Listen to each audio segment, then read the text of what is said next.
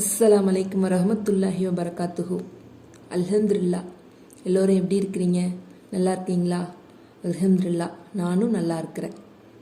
இன்றைக்கி நம்ம பதிவில் என்ன பார்க்க போகிறோம் அப்படின்னா, ஒரு தொழுகையை பற்றி பார்க்க போகிறோம். அது என்ன தொழுகை அப்படின்னா, சில விஷயங்களில் நம்மளால் ஒரு முடிவை எடுக்க முடியாது. இந்த முடிவை நம்ம எடுக்கலாமா வேணாமா அப்படின்னு குழப்பங்கள் நமக்குள்ளே நிறைய இருக்கும்.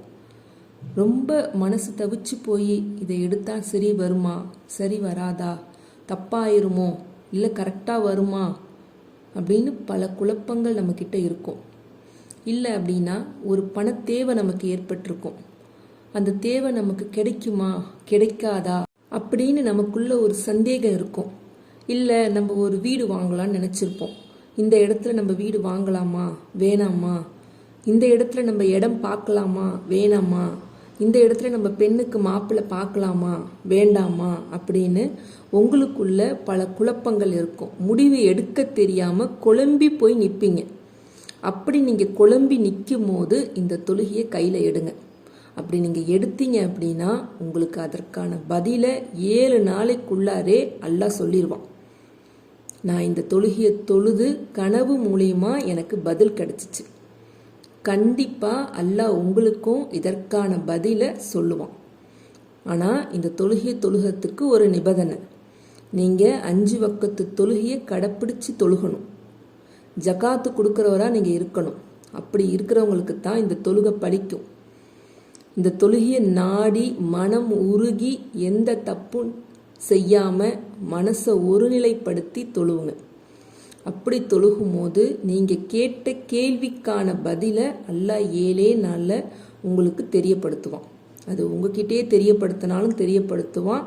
இல்லை உங்கள் நண்பர்களுக்கோ இல்லை உங்கள் உறவினர்களுக்கோ இல்லை உங்களை சார்ந்தவங்க யாருக்காச்சும் தெரியப்படுத்தி உங்களுக்கு அந்த பதிலை உங்ககிட்ட வர வைப்பான். இதுதான் இந்த முடிவை தான் நீ எடுக்கணும் அப்படின்னு. அப்போ இந்த தொழுகை எவ்வளோ பவர்ஃபுல்லான தொழுகை அப்படின்றத நீங்கள் தெரிஞ்சுக்கணும்.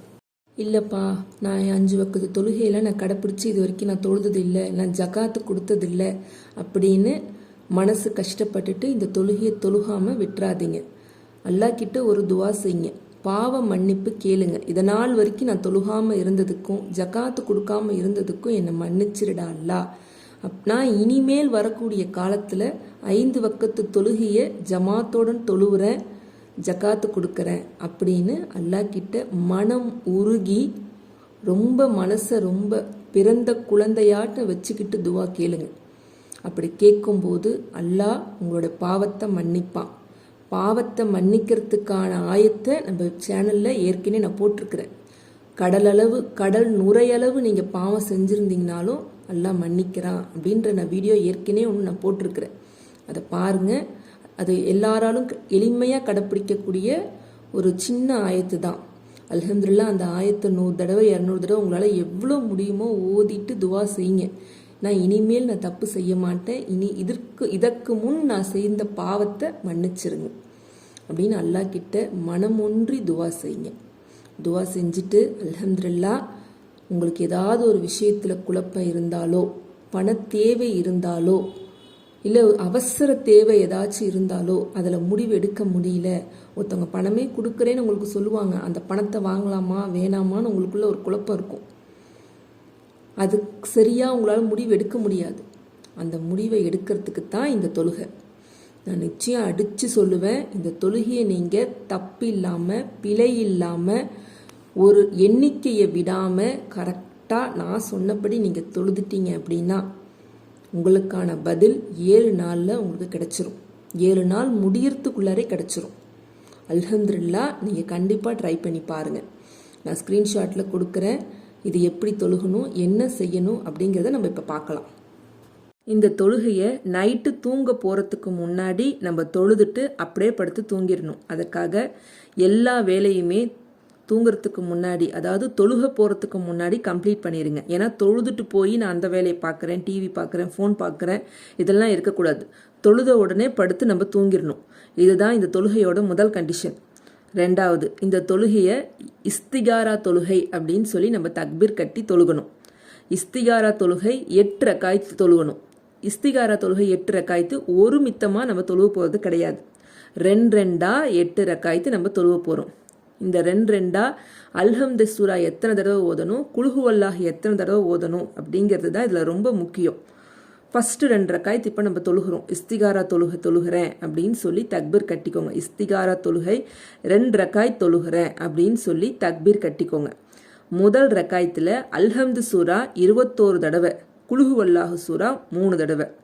ரெண்டாவது ரக்காயத்தில் அல்ஹம்து சூரா 19 தடவை, குல்ஹுவல்லாஹு 3 தடவை ஓதிட்டு அத்தையாத்து இருப்பில் உட்காந்து அத்தையாத்து ஓதிட்டு சலாம் கொடுத்துட்டு எழுந்துருங்க. அப்புறம் அடுத்த 2 ரக்காயத்து நம்ம தொழுகிறோம், அதாவது 3, 4. அதில் 3வது ரக்காயத்தில் அல்ஹம்து சூரா 17 தடவையும் குல்ஹுவல்லாஹு 3 தடவை ஓதுறோம். 4வது ரக்காயத்தில் அல்ஹம்து சூரா 15 தடவையும் குல்ஹுவல்லாஹு 3 தடவை. எப்பயும் போல நம்ம அத்தையாத்து இருப்பில் உட்காந்து சலாம் கொடுத்துட்டு எழுந்துடணும். அப்புறம் அடுத்த 2 ரக்காயத்து கட்டுறோம், அதாவது 5, 6 ரக்காயத்து கட்டுறோம். 5வது ரக்காயத்தில் அல்ஹம்து சூரா 11 தடவையும் குல்ஹுவல்லாஹு 3 தடவை. 6வது ரக்காயத்தில் அல்ஹம்து சூரா 9 தடவையும் குல்ஹுவல்லாஹு 3 தடவை ஓதணும். அத்தையாத்து இருப்பில் உட்காடுறோம், அத்தையாத்து ஓதுறோம், சலாம் கொடுத்துட்டு எழுந்துடுறோம். இப்போ அடுத்து கடைசி 2 ரக்காயத்து தொழுக போகிறோம், அதாவது 7, 8. அதில் 7வது ரக்காயத்தில் அல்ஹம்து சூரா 7 தடவையும் குல்ஹுவல்லாஹு 3 தடவை. 8வது ரக்காயத்தில் அல்ஹம்து சூரா 5 தடவையும் குல்ஹுவல்லாஹு 3 தடவை ஓதி தொழுது முடிச்சிடணும். ரொம்ப பயபக்தியோட உருக்கத்தோட ஒரே நினைவோட எண்ணிக்கை மாறாமல் தொழுகணும். நான் சொல்கிறது புரியல அப்படின்னா நான் ஸ்க்ரீன்ஷாட் எடுத்து போடுறேன். அந்த கணக்குப்படி தான் தொழுகணும். 8 ரக்காயத்தையும் ஒரு மித்தமாக தொழுகக்கூடாது. 2 4 தடவை நம்ம தொழுதோம்னா 8 ரக்காயத்து கம்ப்ளீட் ஆயிரும். இதை தொழுதுட்டு அதுக்கப்புறம் ஒரு துவா இருக்குது, அந்த துவாவை நான் ஸ்க்ரீன்ஷாட் எடுத்து போடுறேன். அந்த துவாவை கண்டிப்பாக ஓதணும். அரபு தெரியாதவங்க கீழே தமிழ் விளக்கத்தோடு கொடுத்துருக்குறேன். தமிழ் விளக்கத்தையாச்சும் பார்த்து ஓதனாலும் அதுவும் போதுமானது. அதை ஓதிட்டு இன்ஷா அல்லாஹ் நீங்கள் துவா செஞ்சுட்டு படுங்க. அல்லாஹ், என்னால் ஒரு விஷயத்தில் முடிவெடுக்க முடியல, ரொம்ப குழப்பமாக இருக்குது, மன நிம்மதி இல்லாமல் நான் இருக்கிறேன், இப்போ என்ன செய்யறதுனே எனக்கு சுத்தமாக புரியல, இதில் இந்த விஷயத்தில் நான் என்ன முடிவு எடுக்கட்டும் அப்படின்னு நீங்கள் கேளுங்க. நீங்கள் எந்த கேள்வி கேட்டாலும் அல்லாஹ் அதற்கான பதிலை உங்களுக்கு கொடுக்குறான். 3 நாள் நியத்து வச்சா கரெக்டாக 3 நாள் தொழுது முடிச்சிருங்க. 5 நாள் நியத்து வச்சா கரெக்டாக 5 நாள் தொழுது முடிச்சிருங்க. 7 நாள் நியத்து வச்சா கரெக்டாக 7 நாள் தொழுது முடிச்சிருங்க. உங்களுக்கு எந்த 3 தோது வருமா, இல்லை 5 தோது வருமோ, இல்லை 7 தோது வருமோ, உங்களுடைய சௌகரியத்துக்கு ஏற்றபடி நீங்கள் நியத்து வச்சுக்கோங்க. ஆனால் 7 நாளைக்கு மேலெல்லாம் தொழுகணும்னு அவசியம் கிடையாது. அதோட கணக்கு இவ்வளோதான், 3, 5, 7. இப்படி நீங்கள் தொழுது முடிக்கிறதுக்குள்ளாரே உங்களுக்கு கனவு மூலியமா அல்லாஹ் உங்களுடைய நாட்டத்தை, அதாவது நீங்கள் கேட்ட துவாவுக்கான பதிலை அல்லாஹ் கண்டிப்பாக சொல்லுவான். அல்ஹம்துலில்லாஹ், நான் உங்களுக்காக கண்டிப்பாக துவா செய்கிறேன். உங்களுக்கு கனவு வராது, சப்போஸ் கனவு கண்டாலும் உங்களுக்கு ஞாபகம் இருக்காது அப்படின்னா உங்களை சார்ந்தவங்க மூலியமா அல்லாஹ் அந்த கனவை காட்டுவான். அவங்க உங்ககிட்ட இந்த மாதிரி அப்படின்னு சொல்லி கண்டிப்பாக சொல்லுவாங்க.